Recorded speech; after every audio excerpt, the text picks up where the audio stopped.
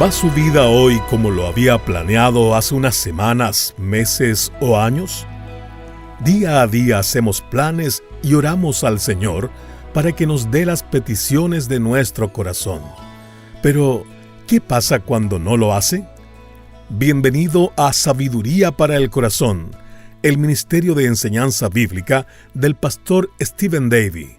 Nos encontramos estudiando la vida de David y hoy llegamos a un episodio donde lo vemos recibir la respuesta negativa de parte de Dios a uno de sus planes más deseados. Aprendamos de esta inspirada interacción en una lección que hemos titulado Cuando Dios dice no.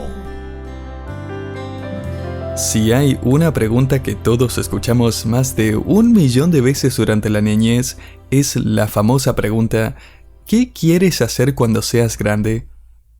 Hice una pequeña investigación esta semana y encontré que los niños hoy en día siguen dando las mismas respuestas que usted dio quizás cuando era niño. Algunos querían ser astronautas, presidentes, deportistas. Algunos querían ser el Hombre Araña o Superman o algún otro superhéroe. En una encuesta que leí, un niño dijo que quería ser cuidador de zoológico, otro un domador de leones, varios querían ser actores o actrices, pilotos de aviones, doctores y corredores de Fórmula 1. Ahora, lo que me pareció interesante, aunque no me sorprendió mucho, fue ver que más del 90% de los adultos reconocen no estar involucrado de ninguna manera en la carrera o sueño que tenía en su niñez. De toda la audiencia que nos escucha, no creo que hayan muchos astronautas, actrices, domadores de leones o pilotos de carreras. Lo que significa que en algún momento la mayoría experimentamos algún tipo de transición. Nuestros sueños cambian. La verdad es que la mayoría de la gente que conozco adaptan sus deseos con el pasar de los años. E incluso ahora, si usted es un hijo o una hija de Dios, sus deseos están siendo transformados, y el agente clave de esa transformación es el Espíritu de Dios, quien obra dentro suyo. Estamos aprendiendo a confiar en el Señor con todo nuestro corazón y a no apoyarnos en nuestro propio entendimiento, a reconocerlo en todos nuestros caminos, lo que significa ponerlo a Él en primer lugar, porque así veremos cómo es que Él dirige nuestros pasos. Proverbios 3 del 5 al 6. Y eso es importante, simplemente porque Dios muchas veces quiere que tomemos una dirección o un camino distinto al que estamos tomando. Ahora, la pregunta es, ¿cómo responde usted cuando Dios cambia sus planes? ¿Qué hace con ese deseo de hacer otra cosa? De estar en otro lugar, de tener algo diferente? Pero Dios nunca le dio la oportunidad. ¿Cómo responde cuando está planeando tomar pasos en una relación, en una carrera, cuando quiere hacer un cambio, una compra, una decisión, y Dios le cierra la puerta? Algunos cristianos van a salir a comprar un hacha o una sierra eléctrica. Yo puedo abrir esto. Otros van a pedir oración para que puedan entender cómo forzar la cerradura. Pero ¿realmente confiamos en el Señor con todo nuestro corazón, rehusando descansar en nuestro propio entendimiento de lo que pensamos que es mejor? ¿Ponemos de verdad a Dios primero y luego vemos cómo Él dirige nuestros pasos? Permítame preguntárselo de esta manera. ¿Qué hace usted cuando Dios dice no? ¿Cómo es que puede responder con sabiduría y aún gozo cuando Dios le dice, no, esa puerta no, y nunca la voy a abrir? No, no por ese camino. Tengo otro camino en mente para ti. Permítame mostrarle a alguien que respondió de la manera correcta. Volvamos a nuestro estudio de la vida del cantante de Israel, la vida del rey David, ahora en el segundo libro de Samuel. En solo unos pocos estudios hemos ido a través de gran parte de la vida de David. Lo observamos siendo menospreciado por su padre. Allí, lejos de casa, cuidando de las ovejas de la familia. Nos maravillamos de su valentía al desafiar al gigante Goliat. Lo vimos trabajar como músico y evadiendo las lanzas. Luego lo vimos peleando contra los filisteos como el comandante más exitoso y querido de Israel. Luego lo vimos huyendo de Saúl, escondiéndose en cuevas, rehusando vengarse de Saúl cuando tuvo la oportunidad y así apoderarse del trono. Hemos leído algunos de sus salmos donde lo escuchamos clamar a Dios por fortaleza, protección y sabiduría. Y finalmente Saúl muere en batalla. Y David escucha luego a los israelitas coreando en las calles: ¡Larga vida al rey David! David finalmente es rey. Y durante los siguientes 15 años de su reinado, David no solo va a traer unidad a la nación, sino que también paz y tranquilidad. La primera frase del capítulo 7 nos deja saber cuán bien la estaban pasando. Dice: el rey habitaba en su casa después que Jehová le había dado reposo de todos sus enemigos en derredor. Si estuviéramos en los zapatos de David, probablemente nos habríamos ido a sentar al sofá, habríamos puesto los pies en alto y nos pondríamos a disfrutar del resto de nuestras vidas, ¿no es así? Este había sido el sueño de David. O sea, esto es por lo que él había estado luchando y sufriendo por años. Él ha llegado donde quería, y la nación junto con él. Todos estaban disfrutando de estos días de gran prosperidad, pero la verdad es que David no está sentado en el sofá. De hecho, ahora que lo tiene, él se da cuenta que este no es su sueño después de todo. Hay algo que realmente lo está perturbando. Note el versículo 2. Dijo el rey al profeta Natán: mira ahora, yo habito en casa de cedro y el arca de Dios está entre cortinas. O sea, aquí está David viviendo en una mansión hecha de madera especial, un regalo de parte de otro rey, y David mira por la ventana y ve el arca de Dios debajo de una carpa y dice: esto no está bien. Ahora, no crea que esta fue una locura del momento. No es que David estaba aburrido, ya que no tenía más filisteos con quien pelear, y ya que lo había hecho todo, ahora está pensando: debería construir algo. Oh no, este proyecto se convierte en el sueño de su vida. Con mucho ánimo y entusiasmo, David se acerca a Natán y le dice: Natán, ¿qué te parece si puedo empezar a construir? Quiero que esta sea mi obra maestra. Quiero dar toda mi habilidad y creatividad, pasión, deseo y recursos para el Señor. Déjame construir un templo magnífico para la gloria de Dios. Y Natán le dijo al rey David en el versículo 3: anda, haz todo lo que esté en tu corazón, porque Jehová está contigo. Uno casi puede ver a David poniendo los planos sobre la mesa y llamando a sus arquitectos para comenzar.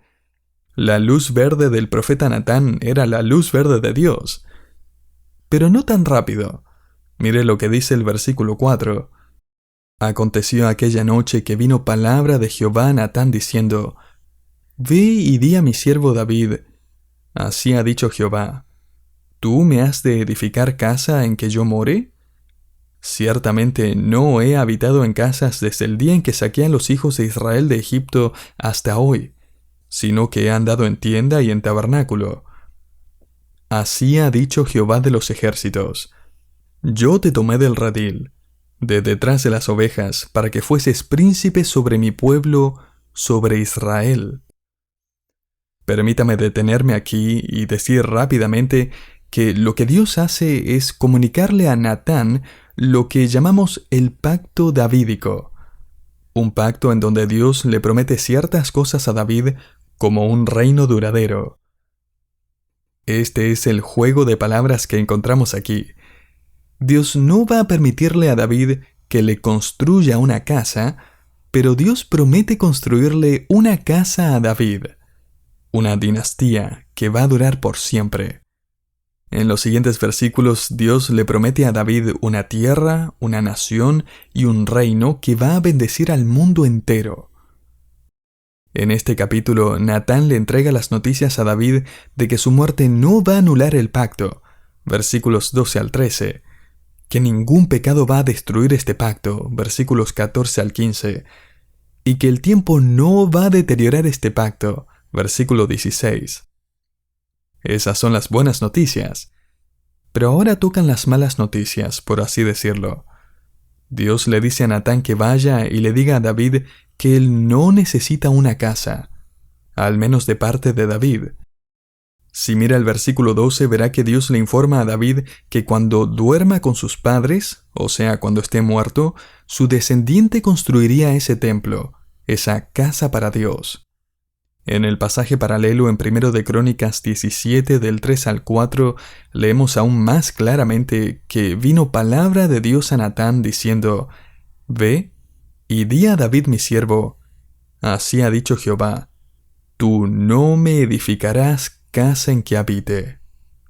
David, tú no, va a ser tu hijo Salomón el que construya el templo. Y piensa en esto. David tiene las mejores intenciones. Él no quiere hacer esto de egoísta. Él no está buscando la fama o el reconocimiento y la admiración de todos al construir el templo. Él simplemente quiere exaltar el nombre de Dios. Y Dios dijo no. Se nos explica en Crónicas que la razón fue porque David había gastado la mayor parte de su vida en guerra. Dios quería que un hombre de paz construyera su templo, y Salomón sería ese hombre. Es más, el nombre Salomón proviene de la palabra hebrea shalom, que significa paz.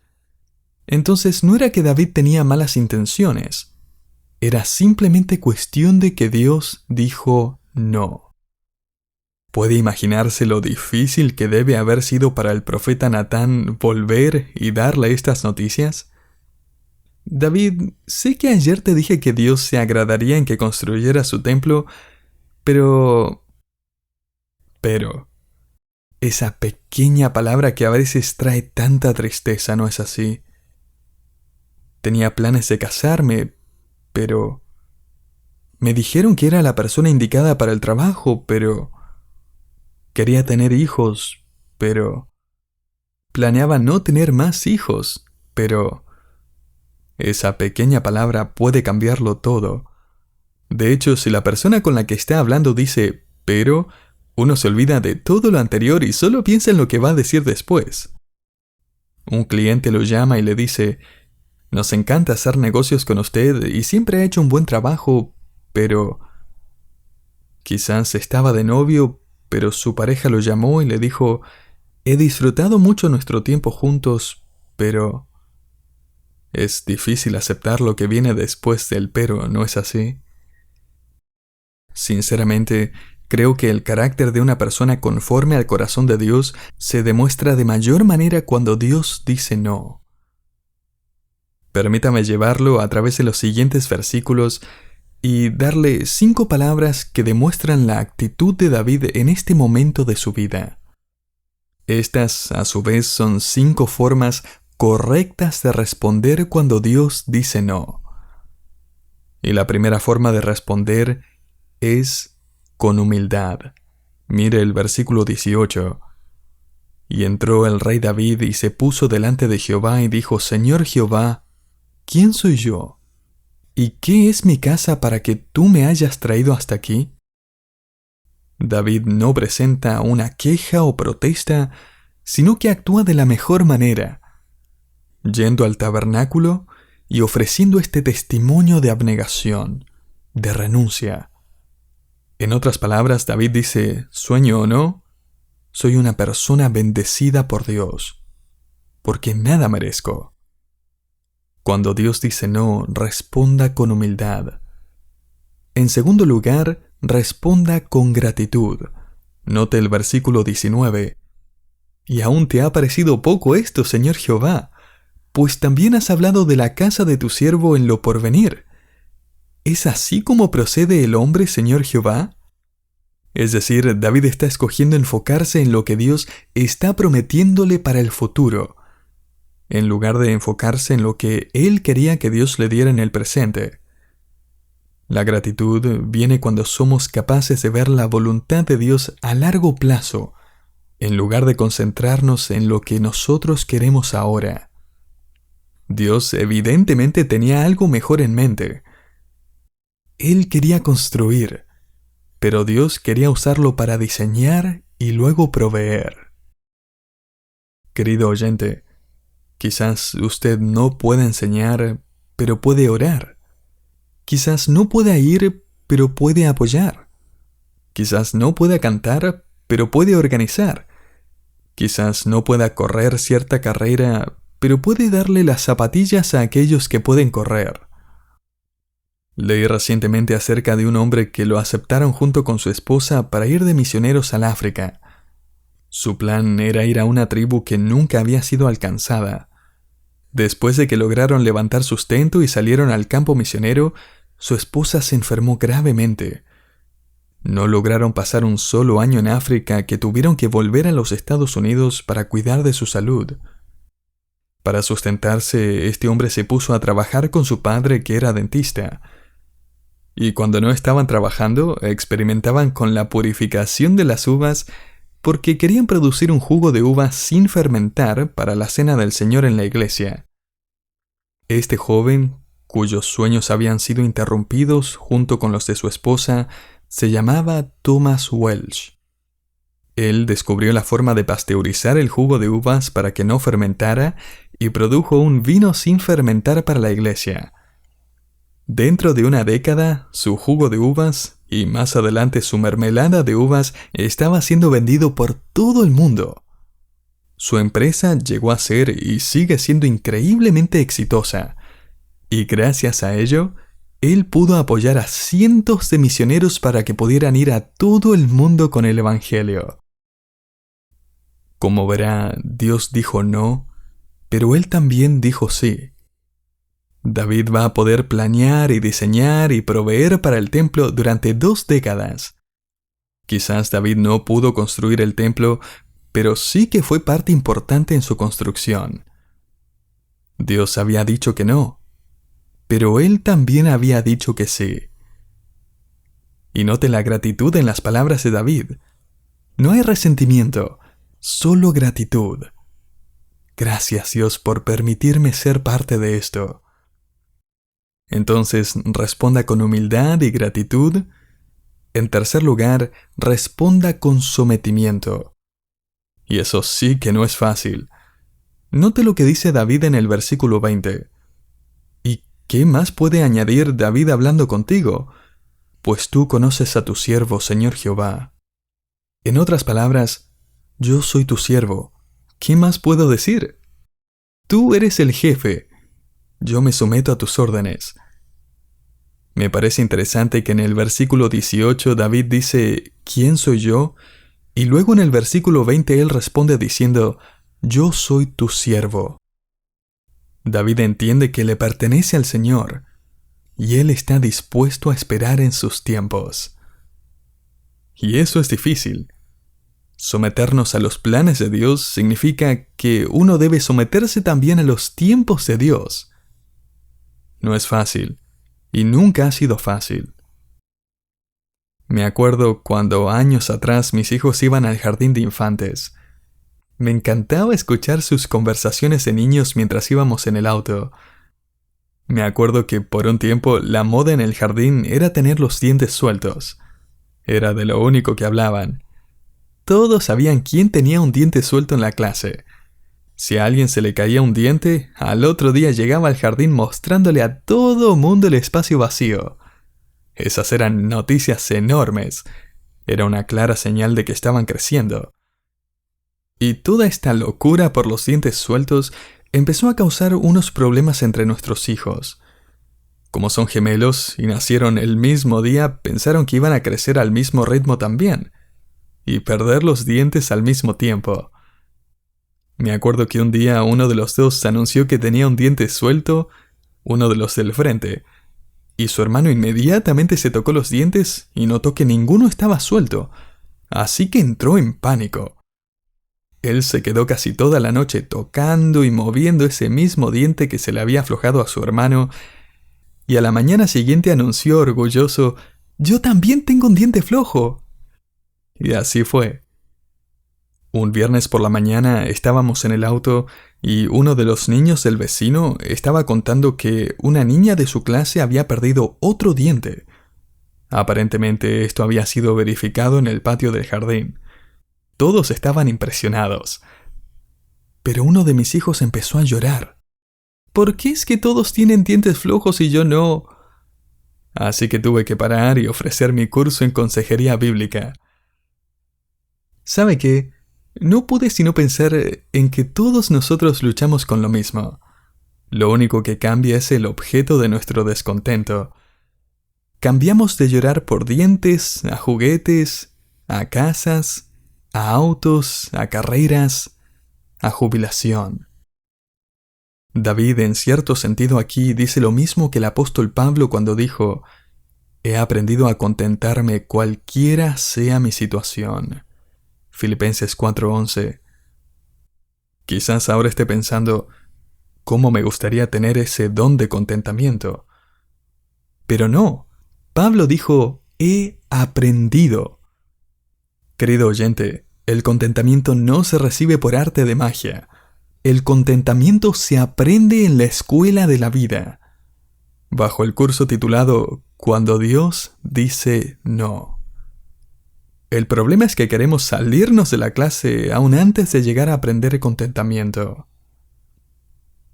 Aquí vemos a David con gran sumisión diciendo: «Señor, yo te pertenezco y voy a esperar en tus tiempos. Dame lo que tú quieras, cuando tú quieras. Ordena mis pasos, según tus tiempos y santa provisión». Cuarto, responda con adoración. Escuchen las palabras de David en el versículo 22.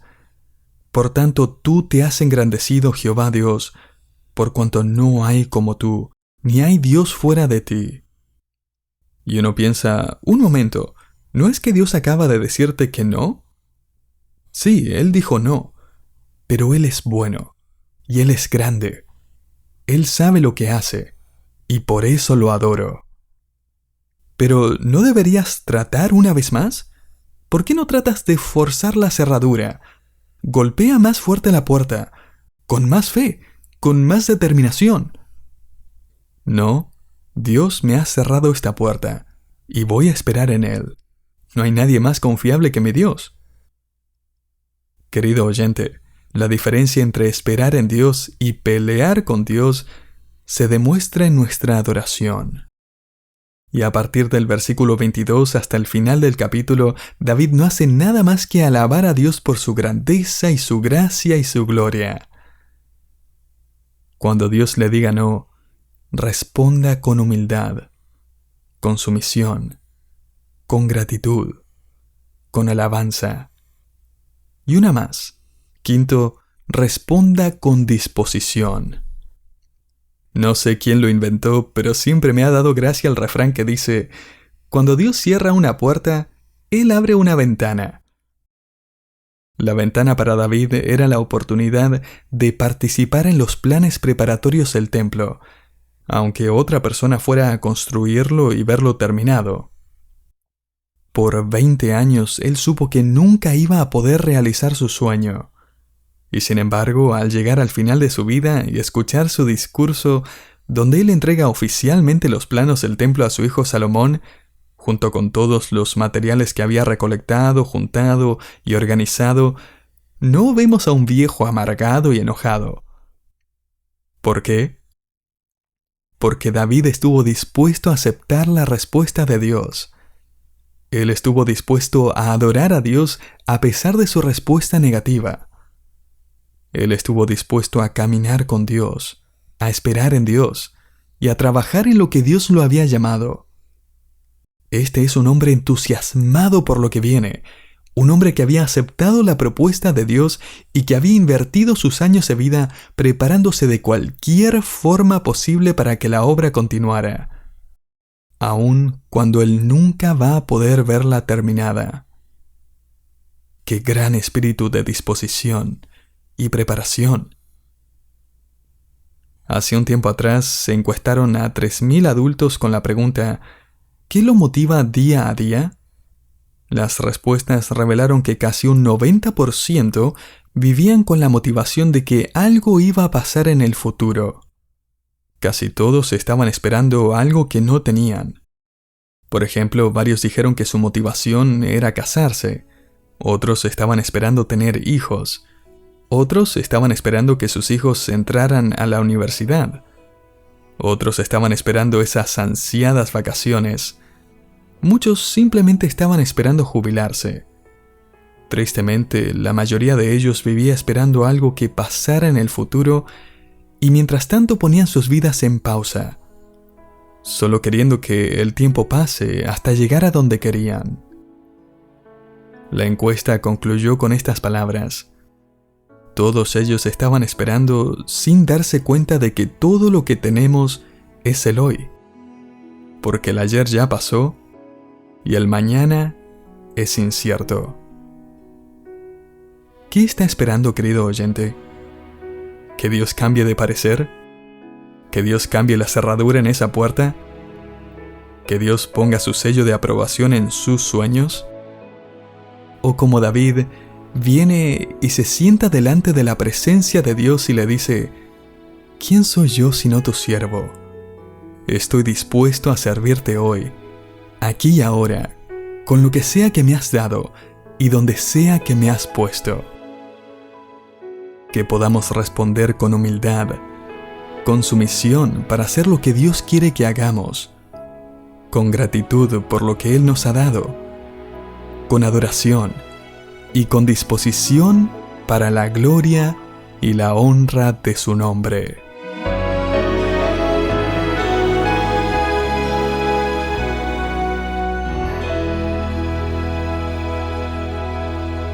Qué gran recordatorio de que, cuando Dios dice no, debemos confiar y descansar plenamente en Él, porque Él es más sabio que nosotros y nos ama más de lo que podemos imaginar. Gracias por escuchar Sabiduría para el Corazón. Esperamos que el programa de hoy haya sido de gran edificación.